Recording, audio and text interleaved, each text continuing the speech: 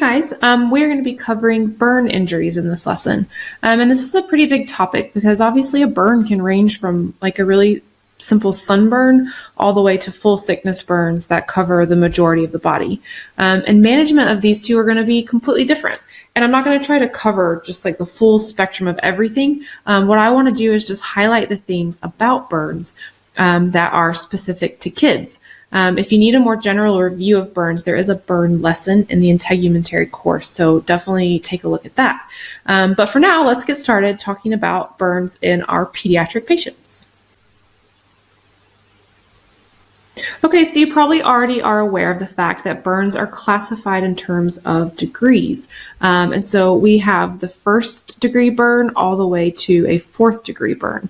And we'll just really quickly recap those just so you're aware of them. But a 1st degree burn, the skin is red but intact. With a 2nd degree burn, the burns and the skin are blistered.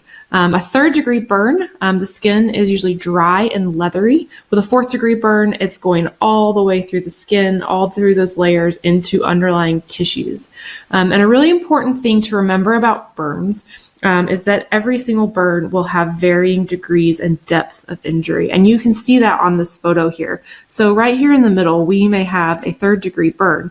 And then further out from that, we've got what looks like a 2nd degree burn. And then further from that, the skin may even have some 1st degree burn. And that's important to know because sometimes you'll hear people talk about a 3rd degree burn not being painful. But just know that burns are never a pain-free or painless experience. And so pain is a really important part of our PEDS management.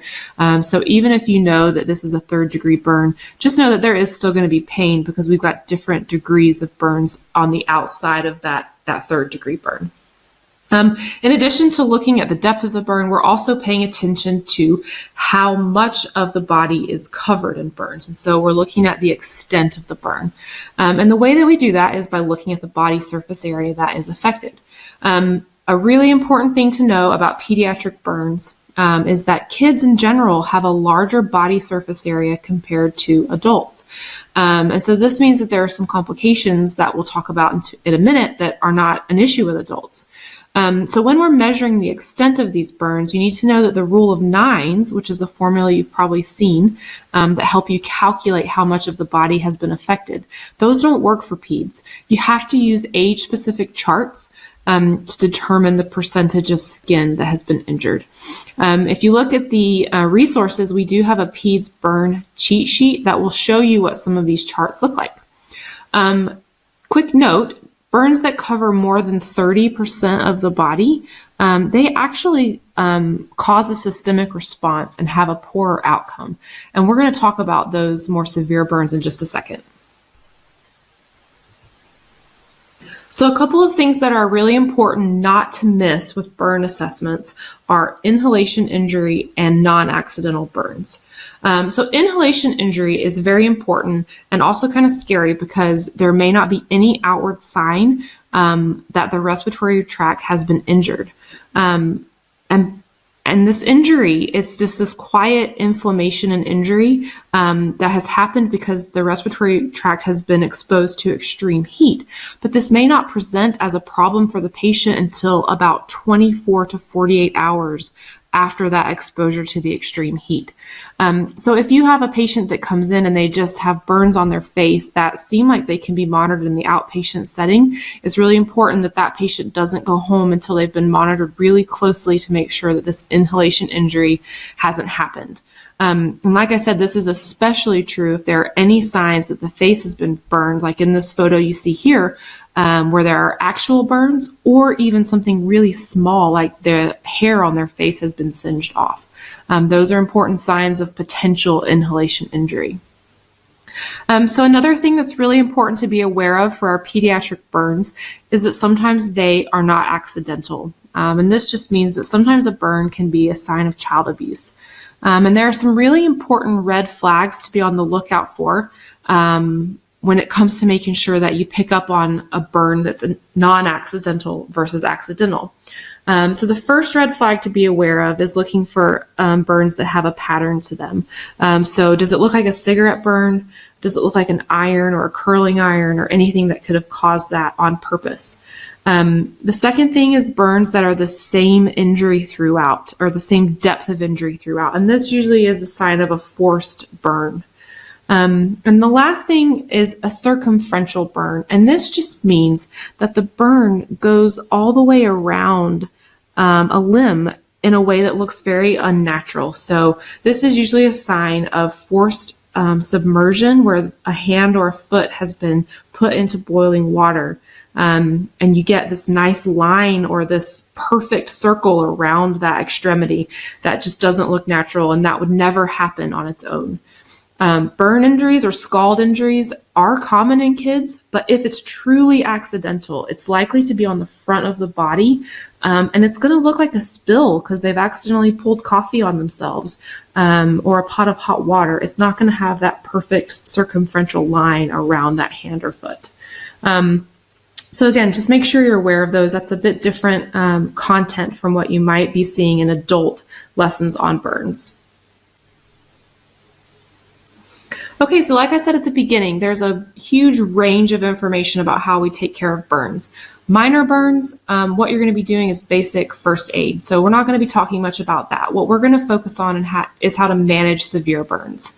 And what I want to start with is just reminding you of what I said earlier, and that is that kids have an increased body surface area compared to adults. And this again just means that they have more skin to body ratio than adults do. And the younger they are, the more true this is. And because of this, two really important things for us when we're managing burns in kids is fluid replacement and preventing hypothermia. Because of that extra skin that they've got, they're more at risk for losing fluids through that skin and also for losing heat. And this is different than your adults. So once the kid has arrived to the hospital, the first 24 to 48 hours are the most critical. We've already talked about inhalation injury for that time period, but it's also really important because during this time, something called burn shock can happen. And when a large percentage, like I said, more than 30% of the body has been burned, fluids and electrolytes start to shift and are lost, and the patient becomes severely hypovolemic. And cardiac output decreases, and organs become at risk for hypoxia because of that lack of blood flow. So the very first thing we need to do to try and prevent all that from happening is give fluids. And the formulas that are used for this will vary from hospital to hospital, and they're pretty complicated. But it's really important to know the first thing we're doing is getting those fluids in there. And again, preventing that heat loss and the risk of hypothermia. And to do both of those things, the next most important nursing thing to be doing is having careful observation. So what we're making sure we're paying attention to are electrolytes, urine output, temperature, vital signs. All those things are going to be our clues to knowing that we're doing the right thing for this patient.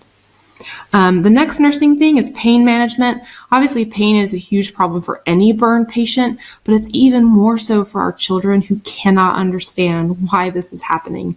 So we have to remember to remind kids that pain is not a punishment for something they've done. And the most common medications we're going to use to help with managing their pain are going to be opioids and benzodiazepines. So we're going to be doing pain control and sedation to make sure that they aren't getting traumatized from these experiences. Okay, so burns take a long time to heal and require a lot of careful wound care. So after the patient has stabilized and we've done the things that we listed on the previous slide, what we're really working on is closing the wound, preventing infection, and then getting optimal cosmetic outcomes. And unfortunately, this may mean that the patients end up having quite a lot of surgeries. So again, once we've moved beyond the acute setting, we're really looking at the wound care. And once that initial healing has taken place and we're continuing with those dressing changes, one thing that's going to happen to these wounds is we're going to get a lot of scar tissue development. And because of this, you can get issues with contractures, and patients just lose some of that mobility that they would have had previously. So there's going to be a lot of rehabilitation going on to make sure that they get as much movement as they can from those limbs that have been injured. And then the last thing that we have to really make sure we're paying attention to is psychological support. As I mentioned before, pain is a really big problem and they can become really traumatized. And then also there are the physical changes that they're dealing with. So it becomes very important that they get the support they need to help them go back to school and get back to their normal lives. Okay, for your pediatric patient with burn injuries, your priority nursing concepts are tissue and skin integrity, comfort, and infection control. All right, like I said, that was a very quick PEDS-focused lesson on burn injuries. Remember, your major takeaway points for this lesson are, number one, being able to identify non-accidental burns, so looking for patterns or forced scald injuries that go all the way around an extremity. Number two, pediatric burns have to be measured using a child-specific chart because of their increased body surface area. Number three, the first 24 to 48 hours are your most crucial time, and this is because this is when burn shock happens and also when inhalation injury may present. Number four, pain control is super, super important for ensuring that kids aren't traumatized by the surgeries and dressing changes that they're experiencing. Okay, remember to link all of this information that we've just gone over with what you learned from the other burn lesson. And then also just remember that everything we do in PEDS goes through that developmental filter. So make sure all your nursing care fits the developmental stage of the child. Check out the resources that we have attached to this lesson. And now go out and be your best self today. And as always, happy nursing.